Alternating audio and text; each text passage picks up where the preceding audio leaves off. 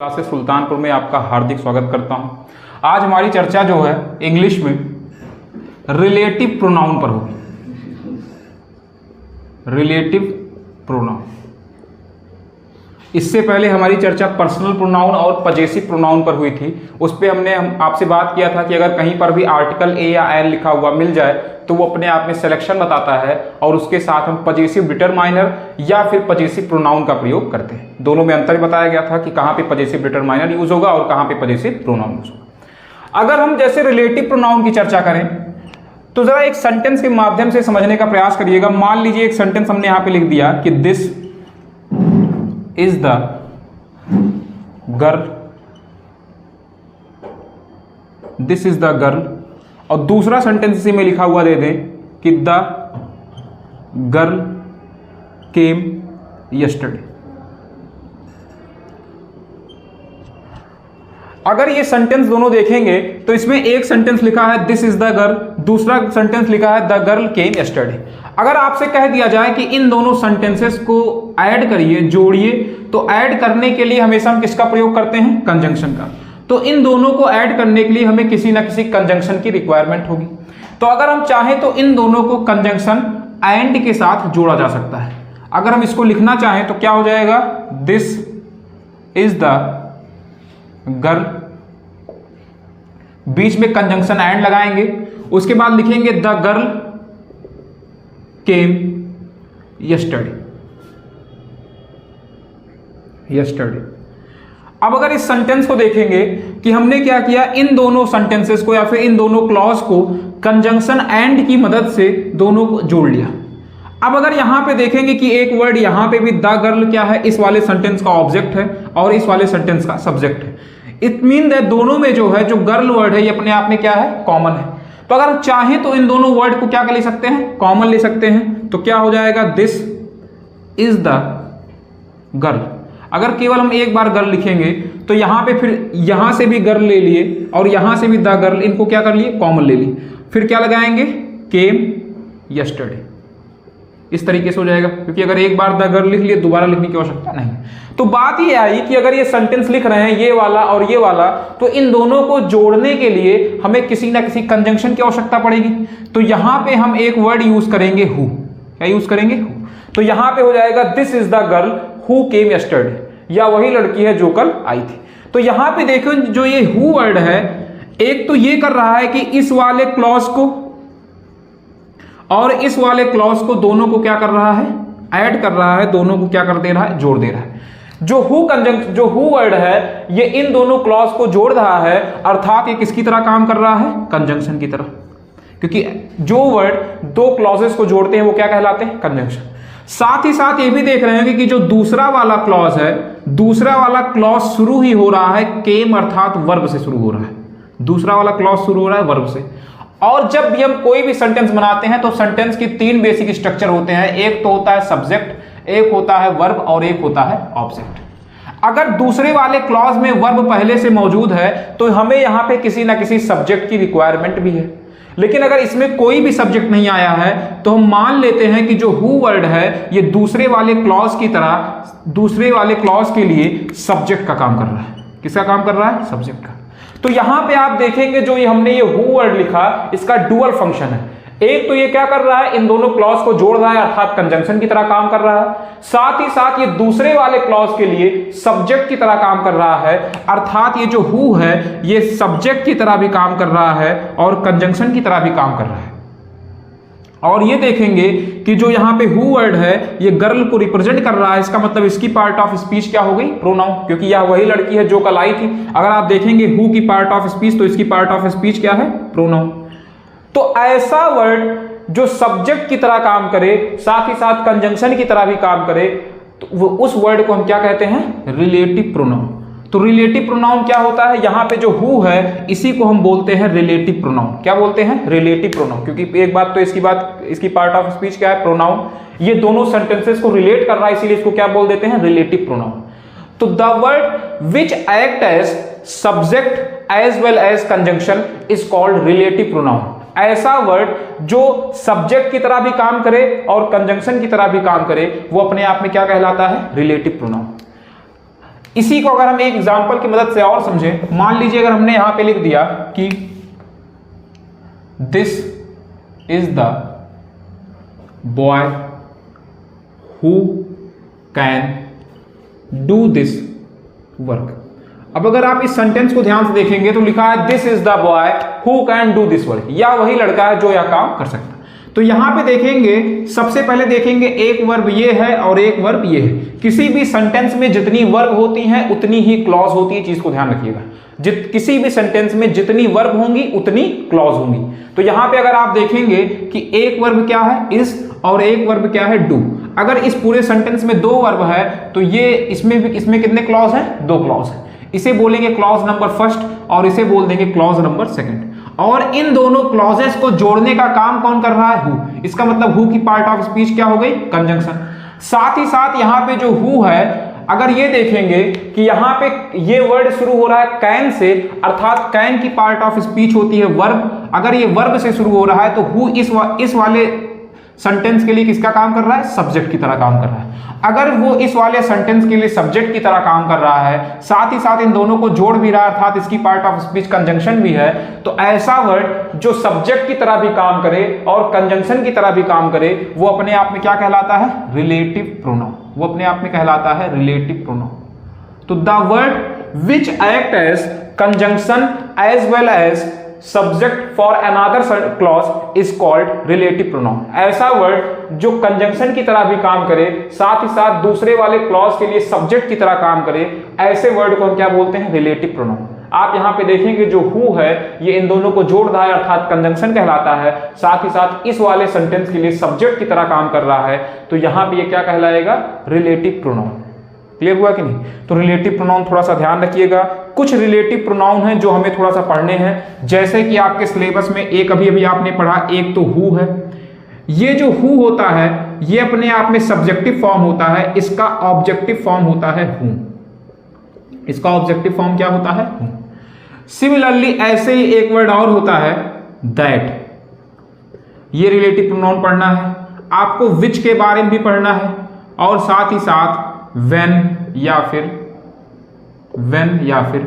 where के बारे में भी पढ़ना है।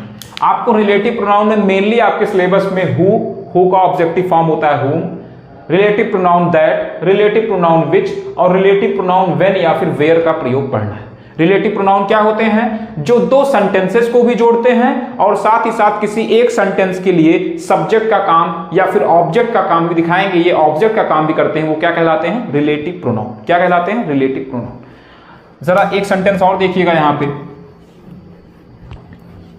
मान लीजिए हमने यहां पे लिख दिया कि this is the man who can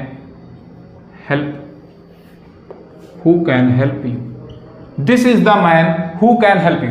या वही आदमी है जो तुम्हारी मदद कर सकता है। तो आप देखेंगे यहाँ पे ये जो who वर्ड है ये इसके लिए किसका काम कर रहा है? सब्जेक्ट का काम कर रहा है। साथ ही साथ ये इन दोनों को जोड़ रहा है, तो इसकी पार्ट ऑफ स्पीच क्या हो गई? कंजंक्शन। और अगर इसकी डुअल पार्ट ऑफ स्पीच हो गई तो इसको हम क्या बोल देंगे? Relative pronoun. क्या बोल देंगे? Relative pronoun. एक चीज और ध्यान दीजिएगा, यहां पे जो हु वर्ड है ये वास्तव में रिप्रेजेंट किसे कर रहा है? तो आदमी को रिप्रेजेंट कर रहा है, कि या वही आदमी है जो, ये जो वर्ड है किसे रिप्रेजेंट कर रहा है? आदमी को। तो रिलेटिव प्रोनाउन जो होता है वो अपने से पहले लिखे नाउन को क्या करता है? क्वालिफाई करता है। क्या करता है? क्वालिफाई। क्लियर? तो यहां पे जो हु वर्ड है इससे पहले अगर नाउन मैन लिखा है तो जो हु वर्ड है इसी मैन को क्या करेगा? क्वालिफाई करेगा। तो यहां पे क्या हो जाएगा? This is the man who can help you, या वही आदमी है जो तुम्हारी मदद कर सकता है। अभी इसी पे अगर हम एक क्वेश्चन आपसे पूछना चाहें कि मान लीजिए ये लिखा हुआ मिल जाए कि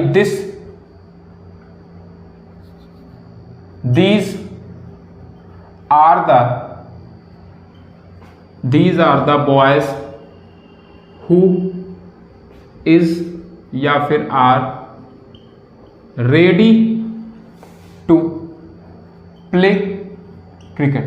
तो अगर आप इस सेंटेंस को ध्यान देखेंगे कि दीज आर द बॉयज, ये वही लड़के हैं हु इज या are ready to play cricket. अब आप यहां पे देखेंगे रिलेटिव प्रोनाउन क्या लगा है, हु, ये रिलेटिव प्रोनाउन है। ये अपने आप में रिप्रेजेंट किसे करेगा, बॉयज को रिप्रेजेंट करेगा, लड़कों को रिप्रेजेंट करेगा। अगर ये अपने आप में बॉयज को रिप्रेजेंट कर रहा है तो इसका मतलब यहां पर जो वर्ब आएगी वो किसके हिसाब से आएगी, बॉयज के हिसाब से। अगर बॉयज अपने आप में प्लूरल वर्ड है तो यहां पे इसका प्रयोग न करके किसका प्रयोग करेंगे, आर का।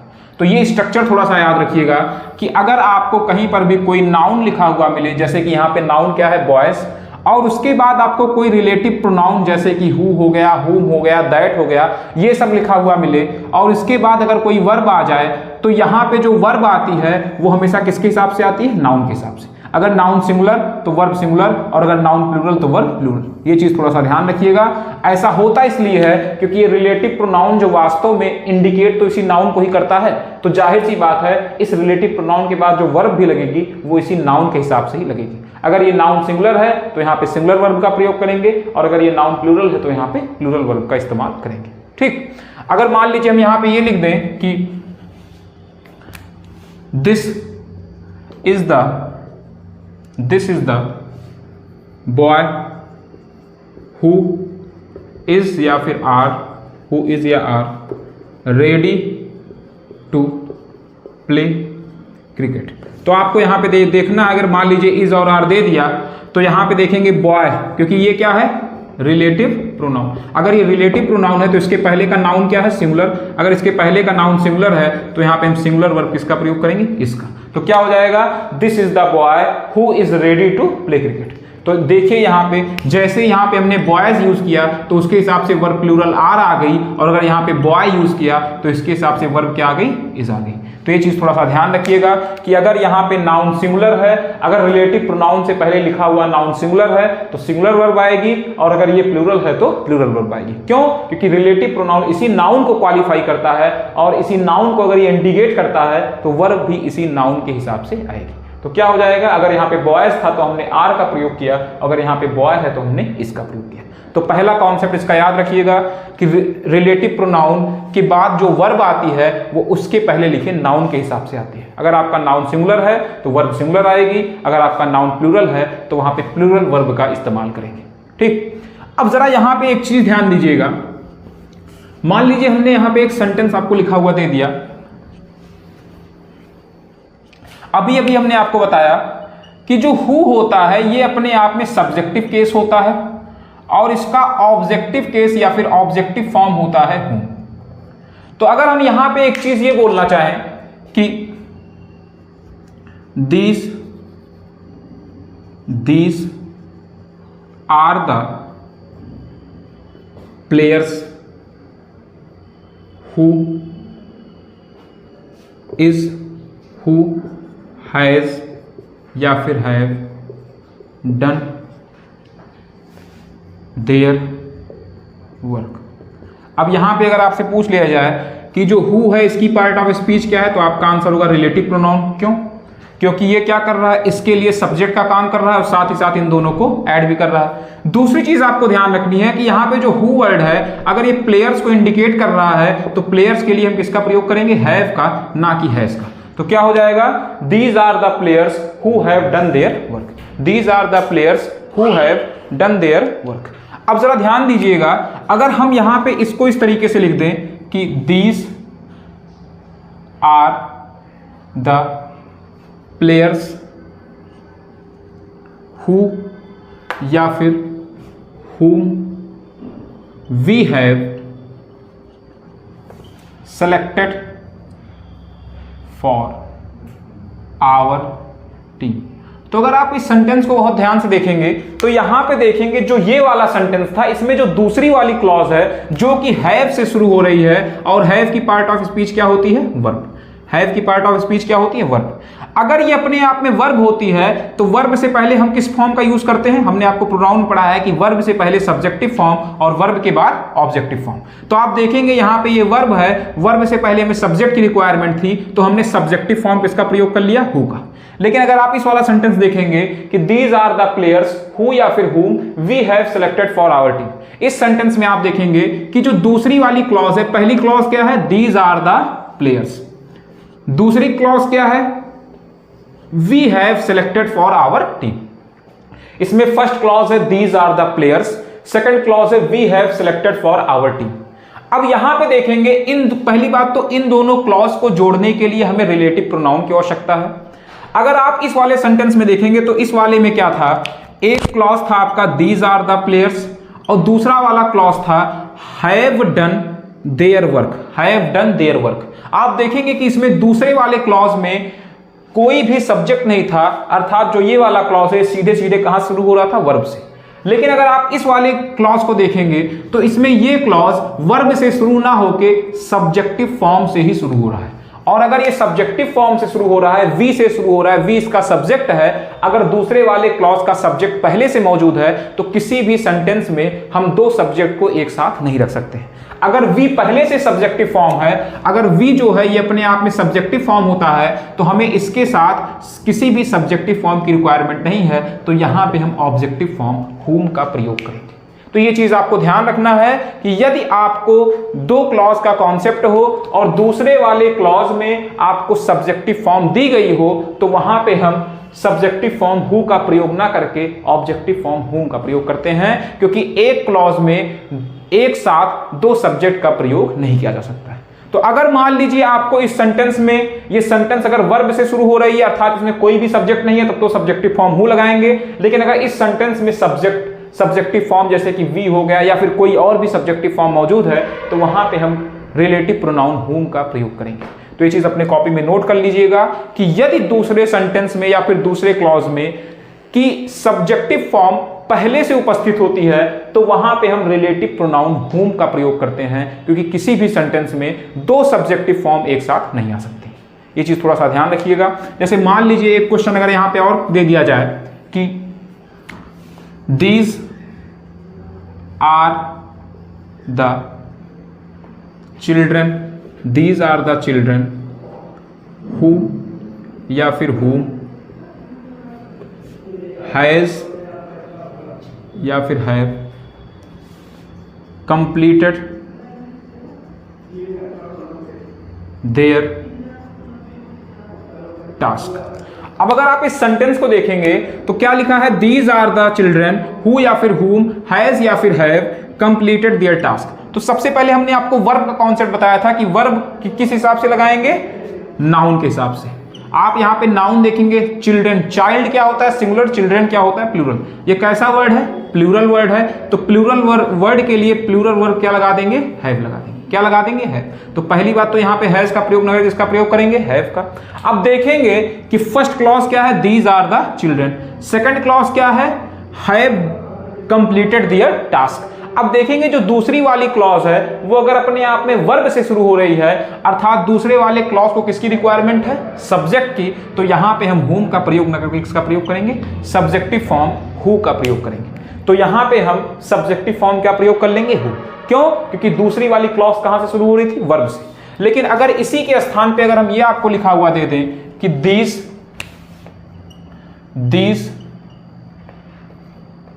these are the children who या फिर whom we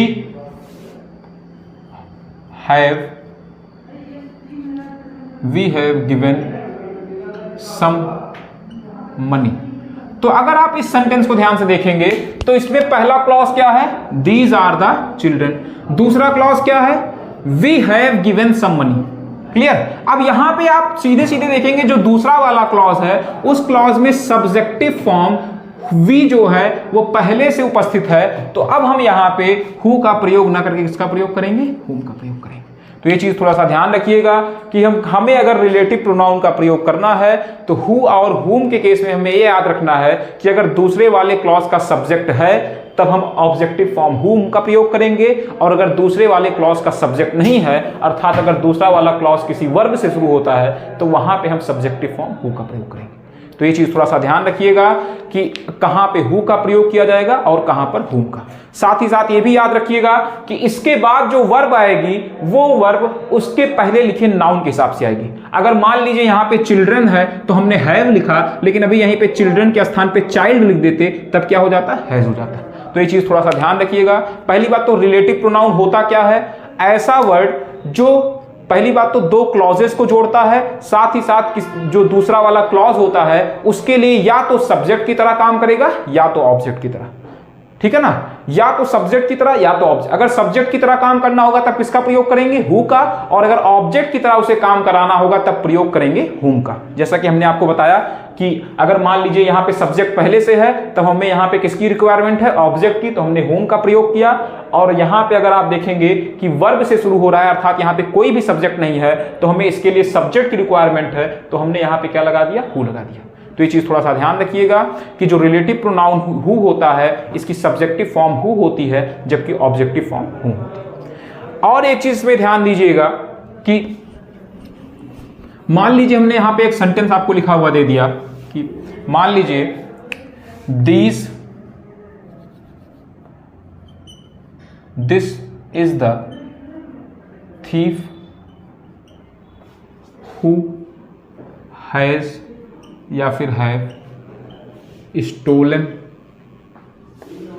हिज कार, या वही चोर है जिसने उसकी गाड़ी चुराई थी। तो अब अगर आप यहां पे देखेंगे this is the thief who has, अब यहां पे हु वर्ड है, ये क्या है, रिलेटिव प्रोनाउन। अब आपसे यहां पे वर्ब के बारे में पूछा गया है तो आप तुरंत देखेंगे रिलेटिव प्रोनाउन से पहले लिखा हुआ नाउन, ये अपने आप में कैसा है, सिंगुलर। थीफ कैसा वर्ड है, सिंगुलर। तो यहां पे हम क्या यूज कर लेंगे, हैज, यहां पे हैव का प्रयोग नहीं करेंगे। लेकिन अगर यहीं पे ये लिख देते कि these are the thiefs who has या फिर हैव स्टोलन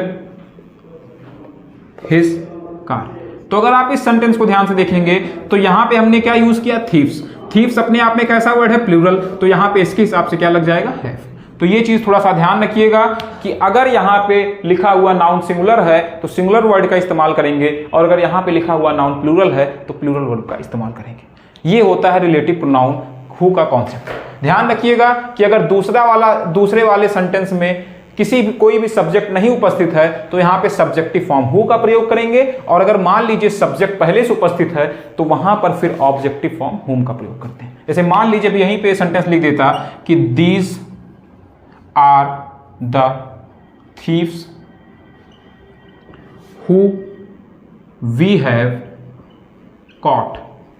तो अगर आप इस सेंटेंस को ध्यान से देखेंगे कि एक क्लॉज क्या है, दीज आर द थीव्स, दूसरा क्लॉज क्या है, वी हैव कॉट, जिनको हमने पकड़ा था। तो अगर यहां पे देखेंगे जो दूसरा वाला क्लॉज है उस क्लॉज की सब्जेक्ट क्या है, वी। तो अगर यहां पे इस क्लॉज की सब्जेक्ट वी जो है वो पहले से मौजूद है, तो अगर यहां पे हम हु लगा देंगे तो ये सेंटेंस क्या हो जाएगा, गलत हो जाएगा, क्योंकि हम दो सब्जेक्ट का प्रयोग एक साथ नहीं कर सकते। तो अगर दूसरे वाले क्लॉज की सब्जेक्ट है तो यहां पे हम हु का प्रयोग न करके किसका प्रयोग करेंगे, रिलेटिव प्रोनाउन हुम का प्रयोग करेंगे। तो क्या हो जाएगा, these are the thieves whom we have caught, ये वही चोर है जिनको हमने पकड़ा था। तो ये चीज थोड़ा सा याद रखिएगा कि कहां पे हु का प्रयोग करेंगे, कहां पे हुम का प्रयोग करेंगे, कहां पे सिंगुलर वर्ब का इस्तेमाल करेंगे और कहां पर प्लूरल वर्ब का इस्तेमाल करेंगे। ठीक है। रिलेटिव प्रोनाउन के भी और भी कई सारे कॉन्सेप्ट हमने आपको शुरू में लिखाया तो बताया था कि रिलेटिव प्रोनाउन हु भी होता है, हुम भी होता है, दैट भी होता है, विच भी होता है। अभी हमारी चर्चा केवल हु और हुम पर हुई है। इस पे भी अभी कई सारी बातें हैं जो हमें आपको बतानी है, लेकिन इसके आगे की जो चर्चा है वो अगले क्लास में होगी। अभी के लिए धन्यवाद। ठीक है।